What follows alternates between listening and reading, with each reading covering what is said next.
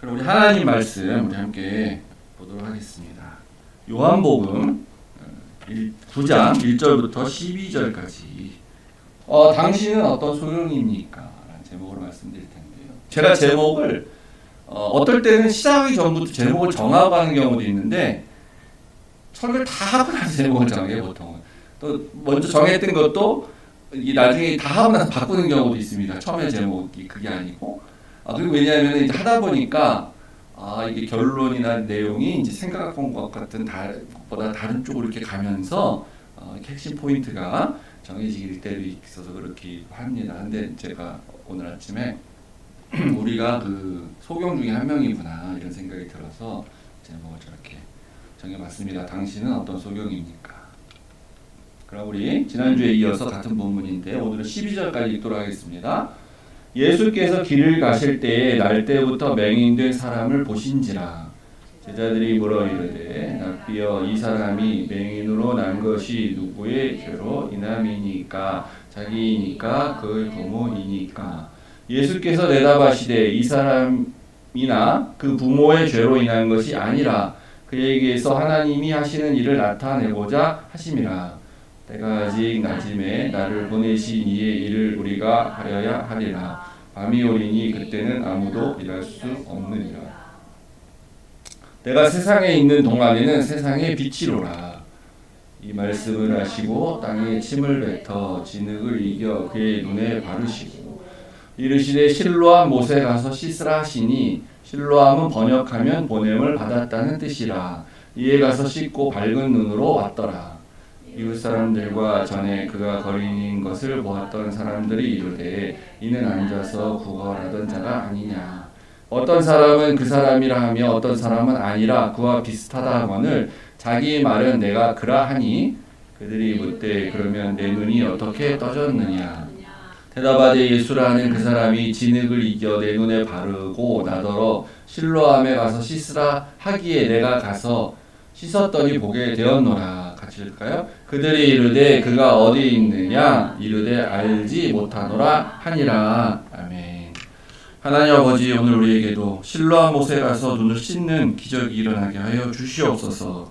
그래서 우리가 영원한 생명의 빛, 세상의 빛이신 예수님께로 나아가며 그 빛을 따라가는 우리 모든 성도님 되게 하여 주시옵소서. 예수님 이름으로 기도했습니다. 아멘. 지난주 말씀 잠깐 요약해드리면요, 날 때부터 소경인 사람을 예수님께서 계획하다가 만나시게 됐습니다. 그랬을 때 이제 제자들은 그때 당시에 모든 사람이 다 그렇게 생각하고 있었어요. 사회적으로 이런 병자는, 이런 핸디캡을 가진 그런 사람은 자기의 죄가 있어서 그렇든지 또는 부모의 죄 때문에 이렇게 된 거다 라고 믿고 있었습니다. 그래서 둘 중에 하나다 이거예요. 근데 이제 제자들은 이 사람이 날 때부터 소경된 사람이니까 그 날 때부터 그랬는데 아기 때부터 자기 죄는 아니겠지, 아마 부모의 죄겠지 이렇게 생각을 하고 아마 물어봤을 것입니다. 근데 이제 예수님의 관점은 다르셨죠. 그걸 규명하기보다는 무슨 이유 때문에, 무슨 누구 죄 때문에 그것이다라고 규명하기보다 중요한 것은 그게 아니고 이 사람은 왜 이렇게 태어났느냐? 그것은 하나님께서 이 사람을 통해서 하실 일이 있기 때문에 그렇다라고 예수님 말씀하셨어요. 하나님이 하시고자 하는 일을 나타내고자 하기 위해서 이 사람이 이렇게 태어난 것이다 라는 거죠. 그럼 하나님이 도대체 이 사람을 통해서 무슨 일을 하려고 하신 것이냐 했을 때 우리 사건의 내용을 보면 이제 눈을 뜨게 되죠. 이 사람이 그 일을 하시려고 하신 거예요. 그게 왜 하나님이 하시는 일이냐? 그거는 성경에 이제 여러 다른 많은 구절을 통해서 이제 알 수 있는데, 간단하게는 하나님이 우리에게 구원을 베푸셔서 그 구원 사역이 완성이 되고 그리고 예수님이 재림하시면 하나님이 정말 원하시는 그 세상, 그 창조 때의 그 세상, 타락하기 이전의 그 세상을 만드시는 걸 하나님 원하시는 거죠. 그러니까 일종의 이게 회복되기를 원하시는 거죠. 그러니까 모든 이 사람들 가운데 있는 불행, 또 태어나면서부터 이렇게 핸디캡으로 태어나게 되는 그런 일들, 그거 다 뭐 때문이냐? 인간이 죄를 져서, 인간의 타락 때문에, 그 한 사람의 특정한 개인의 죄 때문에 혹은 부모의 죄 때문에 태어나는 게 아니라 우리 모두가 타락해서 모든 자연도 다 오염이 돼 있고 부패했기 때문에 큰 거시적인 관점에서 물론 죄 때문에 그런 현상이 생기는 거예요. 그러니까 이 죄가 없어지면 이런 사람이 더 이상 안 태어나죠. 회복이 되게 돼 있어요.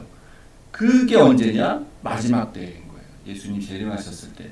그래서 하나님은 구약 성경에 계속 그때를 예언을 많이 하셨는데 이사야서에 보면은 그때 맹인의 눈이 밝을 것이며 못 듣는 사람의 귀가 열릴 것이며 그때 저는 자는 사신같이 뛸 것이며 말 못하는 자의 혀는 노래하리니 이는 광야에서 물이 솟겠고 사막에서 시내가 흐를 것임이니라.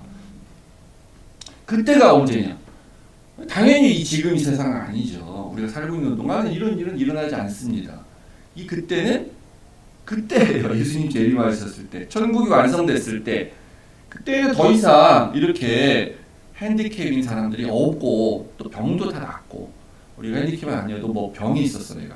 그럼 다 낫고 그것도 더 이상 그런 병에 걸리지도 않고 그런 세상이 올 것이다 라고 하면서 우리 내가 생수인이 나한테 와서 마셔라라고 하는 그런 말씀과 유사한 말씀도 또 하시죠. 광야에서 물이 솟겠고 사막의 시내가 흐를 것이니라.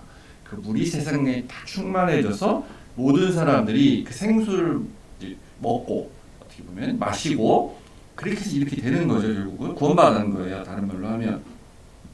그러니까 이거는 미래에 일어날 일입니다. 미래에 일어날 일. 현재는 안 일어나요. 그런데 현재에서 일어났죠. 지금 우리가 읽은 그 본문 가운데서 일어난 거예요. 그래서 예수님이 뭐라고 스스로 선언하셨냐면은 마태복음 11장에 세례 요한이 이제 당신이 오실 그 사람입니까? 라고 의심이 들어가지고 제자를 보내서 질문했을 때 예수님이 이렇게 말을 하라 그랬어요. 가서 세례 요한한테 뭐라 그랬냐면 요 이사야서의 말씀 그대로 맹인이 보게 되고 못 걷는 사람이 이를 걸으며 나병 환자가 깨끗함을 받으며 듣는 자가 들으며 죽은 자가 살아나며 가난한 자에게 복음이 전파된다 하라. 자기가 지금 이걸 하고 있다는 거죠. 이렇게 하고 있다. 그럼 이거 미래에 될 일인데 현재에서 어떻게 이게 되는 것입니까? 그러니까 이건 뭐냐면 미래는 아직 안 왔어요. 분명히 완성된 건 아니에요. 그런데 예수님이 오심으로 말미암아 그러니까 어떻게 보면 예수님은 우리에게 이해하기 쉬운 개념에선 미래의 재림 때 딱 오실 분인데 미리 오신 거죠. 초림을 하셨고 미리 오셨어요. 미래에서 과거로 오시는 분이에요. 정확하게 말하면 사실은 예수님은 시공간에 계시지 않고 모든 때 다 있으신 분이죠. 하나님도 그렇고. 근데 이제 시간의 순서를 봤을 때는 미래에서 오신 분이에요. 그래서 미래에 자기가 그때 딱 왔을 때 되어질 일을 약간 보여주시는 거예요. 현재 시간에. 왜 보여주냐? 우리가 그 듬성듬성 일어나는 그 일을 보고 미래에는 이사야서에서 말한 것처럼 그 일이 완전하게 일어날 것이다 라는 것을 확신하도록 믿도록. 그래서 이게 미래가 현재에 와서 현재를 나를 바꾸는 일이 생기게 되는 거죠. 제자들은 어떻게 해야 된다고 했어요? 과거 일 때문에 현재가 내가 이 죄를 이렇게 고난을 받고 있다라고 생각해서 과거를 바꾸지 않으면은 현재 나는 바뀌지가 않아. 근데 예수님의 관점은 그게 아니에요. 미래에 일어날 일을 내가 지금 여기서 현재 믿으면 현재의 나가 바뀌는 거예요. 그래서 믿음이라는 것은 미래가 현재화되는 것이다. 신학자의 말이고 성경의 말씀으로 하면은 믿음은 바라는 것들의 실상이요 보이지 않는 것들의 증거가 된다. 그러니까 가끔 조명탄 터지듯이 아직 환하게 밝진 않았는데 밤하늘에 조명탄을 터뜨려서 잠깐 그 환하게 보이게 하는 것과 같은 일이 예수님 당시에 일어나게 됐다는 거예요. 그러니까 이 소경이 이제 우리 핸디캡 사람이기 때문에 우리가 이제 그 예를 정확히 드릴 수밖에 없는데 미래에는 다 치유될 사람인 거예요. 그러니까 지난주 말씀드렸죠. 우리 여기 미랄 선교센터 옆에 있는데 이 친구들이 미래에는 다 똑같은 우리 같은 사람이 될 사람인 거예요. 다. 그러니까 이들을 위해서 이렇게 사역을 하고 말씀을 들려주고 예배를 드리고 이렇게 하는 일이 꼭 필요한 거고 굉장히 귀중한 거죠. 그리고 내 자녀 중에 혹시 그런 사람이 있다 할지라도 버릴 수가 없는 거죠. 당연히.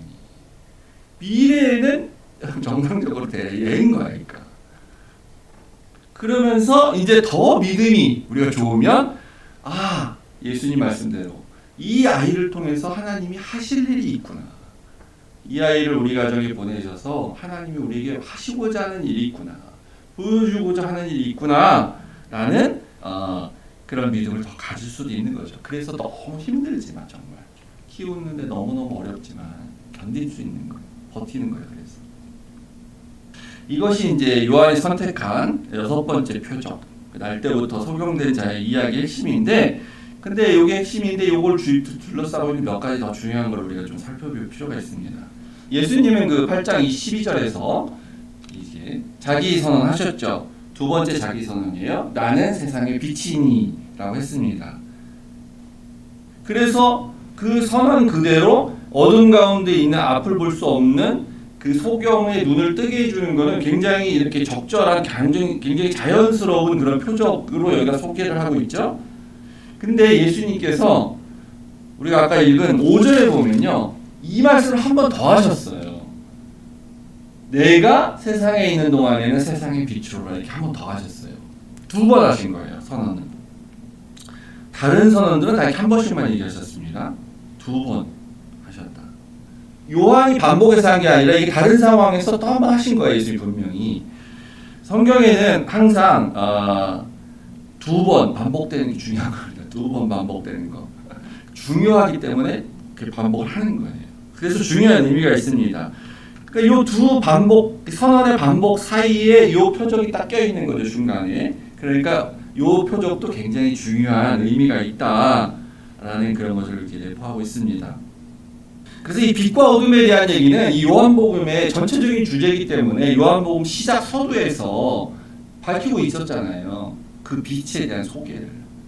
로고스이신 말씀에 대해신 그분, 그 육신으로 오신 그분에 대해서 얘기할 때 그분을 또 빛으로 소개해서 빛이 어둠이 비치긴 했는데 어둠이 깨닫지 못하더라. 이런 일이 생길 거라는 걸 미리 암시하고 있습니다. 어둠이 깨닫지 못하고, 혹은 다르게 번역하면 어둠이 이기지 못하더라. 그러니까 어둠이 결국은 빛을 이기지 못하더라라는 말도 될 수가 있어요. 빛과 어둠이 계속 싸우는데 어둠은 여전히 깨닫지 못하고 있으면서 빛을 어둠으로 덮어서 없애려고 하지만 그러나 이기지 못한다라는 것입니다. 그래서 이제 이 중반으로 왔을 때 이 빛과 어둠이 극명하게 대비되면서 아주 절정으로 치닫는 것을 보여주는데, 이게 이제 8장 59절 같은 구절입니다. 대표적인 거. 예수님을 이제 죽이려고 하는 본격적인 그런 일들이 막 나타나기 시작하고 또 음모가 생기기 시작이 되고 있죠. 그래서 소경이었지만 빛을 보고 깨달은 사람이 나오고, 뭐 니고데모 같은 사람 나오고, 사마리아 여인 같은 사람도 나오고, 다 나오는데 이 사람도 그렇고, 그런데 빛 가운데 있었다고 생각한 사람들이지만, 그런데 그래서 그들은 이사야서의 그런 이야기를 다 잘 압니다. 그런데 그 빛은 예수가 아니다라고 생각해서 깨닫지 못하고 결국은 영적으로 다시 소경과 같은 사람이 되는 그런 사람들도 나타나게 되죠. 우리는 누굴까요? 우리는 말할 것도 없이 당연히 소경이었는데 예수님의 빛을 보고 눈을 뜬 사람들이에요, 우리가. 그렇죠? 근데 문제는 우리가 그 깨달음으로 예수님이 말씀하신 그 빛을 따라가지 않으면, 그러면 우리도 영적으로 다시 소경이 될 수가 있다는 거예요. 도로 원위치, 바리새인과 유대인들과 같이 그렇게 돼버리는 거죠. 그래서 우리는 이 소경의 그 이름이 안 나와서 우리 소경 맹이 그냥 이렇게 부를 수밖에 없는데, 이 소경의 그 눈뜬 이후의 모습을 잘 볼 필요가 있습니다. 안 그러면 우리가 눈은 떴지만, 우리도 눈은 떴는데 그렇지만 영적으로 다시 소경이 되는 그런 돼서는 안 될 그런 일이 생길 수가 있다는 거죠. 그래서 우리가 그 이유를 보는데 9장 6절 7절 보시면요, 예수님이 이 병자 뇌행인을 고치실 때 이렇게 하셨습니다. 땅에 침을 뱉어서 흙이랑 섞어가지고 이렇게 약간 반죽을 하셔가지고 그의 눈에 바르고, 그리고 나서 자, 이제 눈 떠봐 하신 것도 아니고 실로암 못에 가서 씻어라 이렇게 얘기를 하셨습니다. 근데 이제 우리가 아는 예수님은 그냥 말로 하셔도 되잖아요. 말로만 눈을 떠라 이렇게 하시면 되잖아요. 세상을 봐라 뭐 이렇게 해도 되지 않습니까? 그 바디메오란 이름을 가진 소경을 고치실 때는 이렇게 얘기하셨어요. 가라, 내 믿음이 너를 구원하였노라 이렇게 선언하시니까 즉시로 그가 눈을 떴다라고 말하죠. 근데 왜 이 사람 경우에는 왜 이런 일을 하셨을까? 예수님 마음이죠, 물론. 왜 이렇게 하셨을까? 우리는 이것을 이렇게 얘기합니다. 또 신학적으로 행위 계시라고 합니다. 행위 계시. 계시란 건 뭐냐면 예수님이나 하나님이 내가 누구다, 나는 무엇을 하려고 한다, 뭐 나는 어떤 신이다 이렇게 말하는 게 계시예요. 우리에게 깨닫고 알려주시는 거. 그래서 계시를 주셔야만 우리 깨달을 수가 있어요. 안 주시면 우리가 알 수가 없죠. 계시는 그래서 주로 이제 말로 합니다. 하나님 나타나셔서 나는 여호와다, 나는 오래 참는 신이다, 나는 심판하는 신이다, 뭐 이렇게 말로 하는 거죠. 그게 계시입니다. 근데 말은 안 하고 어떤 행위를 함으로써 그 행위 자체가 우리에게 무슨 말을 주는 그런 메시지를 주는 것, 그걸 이제 우리가 행위 계시라고 합니다. 행동을 하심으로. 이제 가늠하다 잡혀온 여인이 있을 때 땅에다 무슨 글씨를 이렇게 쓰셨잖아요. 이런 것도 이제 행위 계시라고 할 수 있죠. 그리고 예루살렘에 입성할 당시에는 이제 나귀를 타고 이렇게 가신 거, 뭐 이런 거. 뭔가 메시지가 있어요. 그러니까 예수님이 그러니까 했다 그래갖고 모든 행동이 다 행위 계시는 아니고 전후 사정에서 메시지와 연결이 돼서 그분 하신 행동을 우리가 이렇게 이해한다 했을 때 이제 그런 게 행위 계시가 될 수 있는 거죠. 그래서 이 사람은, 이 맹인은 그냥 말로만 해서는 안 되는 그런 사람이라고 우리가 볼 수가 있습니다. 예수님은 물론 말로만 해서 낫게 하실 능력이 있으세요. 근데 이 사람은 자칫 잘못하면 이렇게 될 수 있는 거예요. 그러니까 말만으로 낫게 하셨는데 그러면 육신의 눈은 딱 떴는데 영적인 눈은 뜨지 못하고 빛이신 예수님을 이렇게 따라가지 못하는 그런 사람이 되버릴 수도 있는 거죠. 이 사람이. 육신의 눈도 못 뜰 수도 있고 잘못하면. 그래서 이 사람이 그런 어떤 자기가 스스로가 어떤 행동을 할 수 있도록 예수님이 동기부여를 해주시는 겁니다. 어떤 행위를 통해서 이 사람이 뭔가 할 힘을 가지도록 이렇게 주는 거예요. 베드로 장모가 열병이 들었을 때 예수님이 열병이니까 지금 누워 있잖아요. 그러니까 열병은 나가라, 뭐 이렇게 치유되라라고 말씀만 하셔도 되는데 장모를 손을 잡아서 일으키시는 그런 행위를 하죠. 그리고 또 어떤 문둥병자는 말로만 치유하는데 어떤 문둥병자는 예수님이 또 상처에 손을 만져주기도 해요. 그러니까 이런 행위를 통해서 이 사람에게 다른 어떤 메시지를 주는 겁니다. 행위 계시를 주는 거예요, 이 사람한테. 더 동기부여가 되도록. 그래서 그냥 낫게 한 게 아니라 이렇게 했기 때문에 이 사람은 예수를 생각할 때 계속 이렇게 생각하는 거죠. 나는 누군지 몰랐는데 그 사람이, 예수라는 사람이 나의 눈에 진흙을 발라줬어. 나는 그때 못 볼 당시니까 몰랐는데 나중에 사람들한테 얘기를 들어보니까 침을 뱉어서 흙에다가 이렇게 흙을 반죽해서 그래서 나한테 내 눈에 발라줬어. 그걸 기억하는 거죠. 알게 되는 거죠. 그리고 거기서 눈 떠라 그렇게 하시는 게 아니고 실로암의 못에 가서 씻으라 그래서 내가 실로암 못까지 갔어. 도움을 받아서 사람들이. 눈 못 보니까 자기 혼자 못 갈 거 아닙니까? 나 실로암 못에 데려다 달라 부탁을 하고 뭐 가족이든 누구와 함께 가서 씻었어요. 근데 실로암 못이라는 그 연못이 역사적으로 뭐 히스기야 왕이 이렇게 뭐 만들고 뭐 그런 건데 그게 중요한 게 아니고 그 뜻 자체가 실로암이라는 게 번역하니까 보냄을 받았다라는 뜻이야. 그래서 내가 거기 가서 씻은 거구나. 나를 보내셨구나. 나를 보내신 분이, 보냄받게 한 분이 그분이구나. 그래서 거기서 씻으라고 했구나. 또는 그분이 바로 하나님의 보냄받은 분이구나. 뭐 이렇게 이제 생각을 할 수 있는 거죠. 그래서 내가 눈이 밝아졌다. 나는 보게 됐다. 그분이 그래서 나를 거기 가서 씻으라고 하신 거구나. 예수님의 말씀만 있는 게 아니고 그분의 행위가 있었어요. 예수님의 행위가 있고 그리고 거기에 또 나의 행위, 나의 행동이 있었어요. 나는 순종하는 어떤 행위에 대해서 있었어요. 그러니까 이것이 이 모든 일련의 것이 부정할 수 없는, 또 부인할 수도 없는 남들이 네가 착각한 거야. 막 이렇게 얘기해도 너 순간적으로 네가 딴 이유 때문에 눈떴는데 네가 이렇게 착각한 거야라고 말해도 그 말을 기울이지 않고 듣지 않게끔 하는 모든 일련의 일들이 있었던 거죠. 말로만 눈 떠라 그랬으면 다른 사람들이 그렇게 말할 수 있잖아요. 네가 착각한 거지 뭐 이러면서. 아니라는 거예요, 이게 다. 그래서 실제 예수님은 소경을 여러 명 눈을 뜨게 하셨는데 그 마가복음에 나온 그 아까 말씀드린 그 이름이 있어요, 이 사람. 바디메오라는 사람은 어떻게 했냐면 진짜 말씀만으로 이렇게 눈 뜨게 했어요. 말씀하여 이르시되 내가 무엇을 하여 주기 원하느냐. 그랬더니 보기로 합니다. 그랬더니 가라 내 믿음이 너를 구원하였느니 하면서 어떤 행위도 안 하셨어요. 즉시 곧 보게 되었죠. 그런데도 불구하고 이 사람은 바로 길에서 그 길 즉시 눈 뜨자마자 예수님을 따라갔다는 거예요. 예수님을 제자가 되기를 원하던 자한테 예수를 따라가는 그런 말씀만 듣고도 따라갑니다. 어떤 소경은요 아주 막 만져주고 뭐 안수도 하시고 막 벳세다라는 동네에 살던 소경 이름 없어요. 이 가족들부터 친구들부터 그냥 뭐 이게 그냥 예수님께 데리고 나와서 치유해 주세요 이렇게 말하는 것도 아니에요. 손대 주세요, 안수해 주세요, 만져주세요. 그냥 그랬더니 예수님이 맹인의 손을 꼭 붙잡으시고 또 이렇게 같이 나가서 마을 밖으로 가서 여기는 눈에다가 직접 침을 이렇게 뱉으셔서 진흙을 사용하진 않으시고 그러고 끝나는 게 아니라 또 안수기도 해주시고 뭐 보이냐 그랬더니 사람인 것 같기도 하고 나무 같기도 하고 보이긴 보이는데 뭐 정확히 안 보입니다. 뭐 이렇게 이 사람은 후천적으로 맹인이 된 사람인 것 같아요. 그랬더니 또 다시 안수하시고 아주 그냥 적극적으로 친절하게 계속 만져주시죠.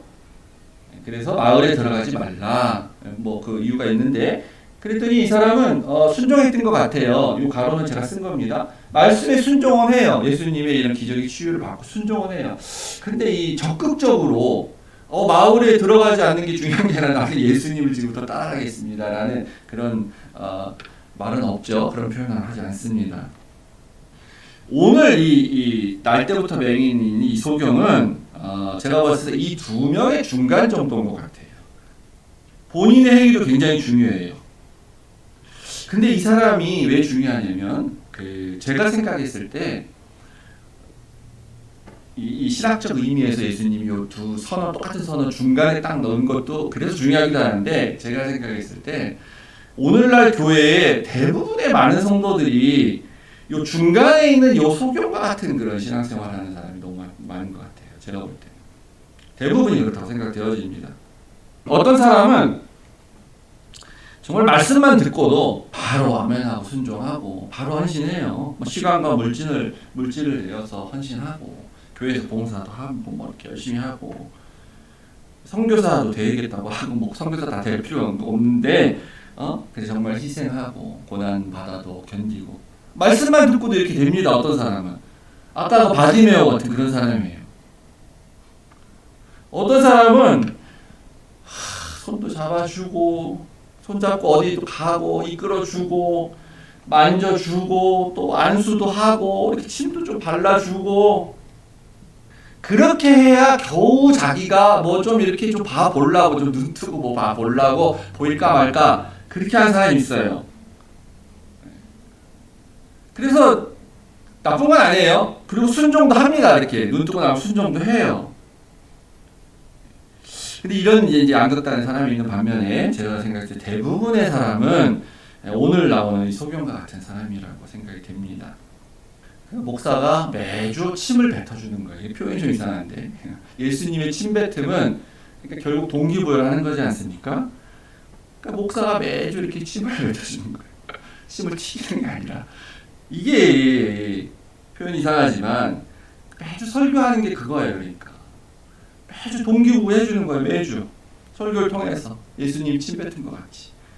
그리고 뭐 찬양 시간, 기도 시간, 뭐 성경 공부 시간 이런 거 하고 성찬과 성례 이런 것도 하면서 거기다가 진흙을 또 눈에 발라주는 그것까지 하는 거죠.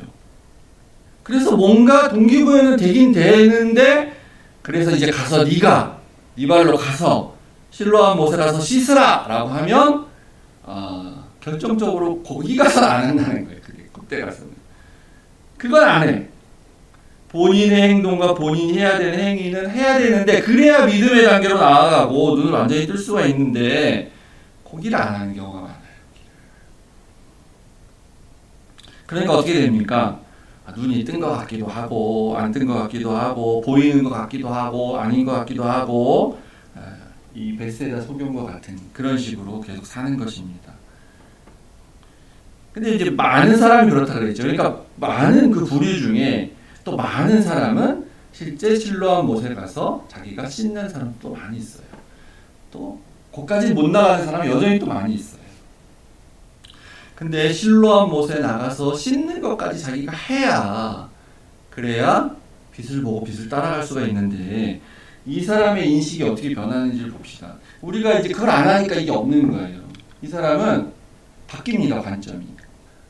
이제 유대인들과 율법주의자들 바리새인들이 네가 어떻게 눈을 떴냐고 물었을 때 그때 말 이렇게 대답을 해요. 11절에 예수라고 부르던 그 사람이 나를 이렇게 해줬어. 진흙을 바르고 실로암과 씻으러 갔더니 이게 내가 보게 됐어. 그런데 이제 이것을 믿고 싶지 않은 이제 율법주의자들이 계속 이 사람과 가족을 신문합니다. 너 가짜지, 거짓말이지, 뭐 이런 식으로 물어보는 거예요. 계속해서. 그 다음에 또 물어봤더니 이 사람이 좀 지난 다음에 어떻게 바뀌었냐면 계속 얘기하면서 더 믿음이 생긴 거예요. 이 사람.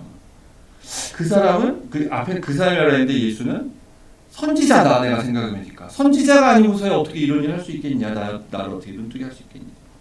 그리고 나서 또 더 계속 얘기하고 이렇게 봤잖아요. 하나님으로부터 오지 아니하였다면 이런 일이 어떻게 있을 수 있겠느냐. 그런데 이 사람이 계속 그렇게 말하니까 결국 이 사람은 이제 쫓겨나게 됩니다. 그랬을 때 쫓겨났다는 소리를 듣고 예수님이 이제 이 사람을 다시 성전에서 만나서 이르시되 뭐 이렇게 물어보세요. 내가 나를 믿느냐, 인자를 믿느냐 했을 때 이 사람 뭐라고 했냐면 주여 내가 믿나이다 라고 하면서 절하였다라고 말하죠. 그냥 알지 못하는 그 사람에서 구세주인 주님으로 내가 믿는 이분이 나를 구원하실 분이다. 이분이 내 눈을 뜨게 해준 세상의 빛이다라는 것까지 믿는 사람으로 이렇게 가죠. 이게 바로 예수님께서 나는 세상의 빛이니 나를 따라오라고 했을 때 따라간 사람이에요. 따라간 거잖아요. 계속. 예수님을 따르는 자의 표본, 대명사는 이 사람입니다. 그래서. 근데 이제 이 사건을 통해서 세 부류의 사람이 나오게 되는데 빛이 비추었을 때 나타나는 세 부류라고 할 수도 있죠. 요한복음 1장에 말했던 것처럼 어둠이 깨닫지 못하고 또는 어둠이 빛을 오히려 이기려고 하는 그런 사람들이 나오게 되는데 첫 번째가 바로 유대인들과 바리새인들입니다. 그러니까 얼마나 역설적이에요. 빛을 아는 사람이라고 생각했지만 자기들이 거부했기 때문에 자기들은 스스로 소경이 되어버린 그런 사람들이 나오고요. 첫 번째가. 두 번째는 이 소경의 부모가 나와요. 우리 읽진 않았는데 부모한테 가서 이제 막 물어보는 거예요. 야, 네 아들이 정말 맹인이냐 할 때부터 어쩌고 막 물어요. 근데 이제 그때 그 부모가 이렇게 말하는 이제 그랬더니 이 사람이 이제 부모가 뭐라 그러냐면 아니 내 아들이 장성한 아들인데 우리 모르겠어요. 그 아들 본인한테 가서 물어보세요라고 말하는데 왜 이렇게 말했냐면 이미 유대인들이 누구든지 예수를 그리스도로 시인하는 자는 출교하기로 결정하였으므로 그들이 무서워하였다. 이미 유대인들이 결정을 다 했어요. 예수는 이단이야. 예수를 믿는다거나 예수가 메시아다라고 말하는 사람들은 다 출교야. 니들은 다 이단들이야 라고 이제 막 정죄하기 시작했는데 잘못하다가는 이렇게 이단으로 정죄돼서 출교당할까봐 두려웠어요. 부모들이. 그래서 우리 말을 안 하고 우리 아들한테 가서 물어보시오라고 하는 겁니다. 근데 이 당시에 오늘도 그럴 수 있는데 출교라는 건 굉장히 무서운 겁니다. 아무 일도 못해요. 그런 사회적으로 매장당하는 거예요. 그냥. 그래서 부모들은 부모는 누구냐면요, 그 벳세다 소경처럼 보이는 것 같기도 하고 아닌 것 같기도 하고 그런 거예요. 보이는 듯 아닌 듯 그런 상태. 좀 더 이제 예수님이 더 안수해 주시고 더 침을 뱉어 주시고 그러면 이 부모들도 이제 완전히 눈을 더 뜨게 되겠죠. 이 세 번째 사람은 세 번째 이 부류인데 바로 이 소경입니다. 이름 없는 사람, 따라가는 사람. 출교를 무릅쓰고 희생과 고난을 감수하겠다. 내가 생명을 얻었는데 이게 출교가 문제냐, 이런 거죠. 그래서 고난 정도야. 이게 영적인 거기 때문에 우리가 감이 안 오는데, 요새 그 이스라엘과 팔레스타인 가자 지구에 전쟁을 하지 않습니까? 그 영상에도 막 나오죠. 막 피난 가는 거, 막 가자 지구의 그 피난민들, 이스라엘에서 대피하라, 뭐 피난 가라 그랬으니까. 왜 가는 거겠어요? 생명이 중요하지, 이게 내가 피난 갈 때 생기는 고난이 중요한 게 있어요? 아니잖아요. 살고 가야지. 고난 그까짓 거 살 수 있다면 고난 그까짓 게 뭐 대수야. 죽으면 아무 소용 없잖아요. 영적인 생명도 마찬가지라는 거죠. 사실 우리 육적인 생명처럼. 그건 이제 하마스는 뭐 가지 마라, 뭐 이렇게 얘기한다는데, 뭐 거기도 그런 종교적인 면에서, 야, 도망간 사람들은, 피난 간 사람들은 다 출교야, 뭐 이렇게 하면 그것도 이제 사회적으로 엄청난 일인데, 그게 중요한 게 아니잖아요. 일단 육체적으로 죽으면 소용이 없으니까 다 고생스러워 피난을 가지 않습니까? 세 번째 사람, 이 소경. 그런 사람이 되게 드문 듯 하면서도 또 보면 또 되게 많아요. 하나님의 역사는 계속 이루어지고 있기 때문에, 하나님은 지금도 때가 나시니 그러면서 아직도 사역하고 계시기 때문에, 예수님 계속 계시기 때문에.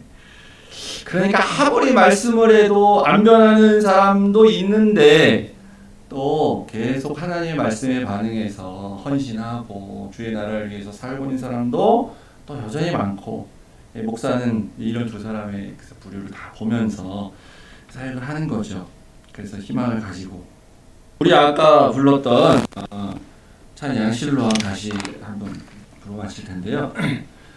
제가 오래전에 부를 때, 이거 오래된 거라 제가 어렸을 때부터 불렀는데, 그때는 잘 몰라서 아무 생각 없이 막 불렀는데, 어제 이렇게 묵상하면서 보니까 이게 이 맹인의 이야기가 아니고, 이게 가사를 보면요, 베드로의 이야기인 것 같아요. 베드로의 이야기. 여기가 몇 가지 이렇게 믹스가 됐지만 주로 베드로의 얘기인 것 같아요.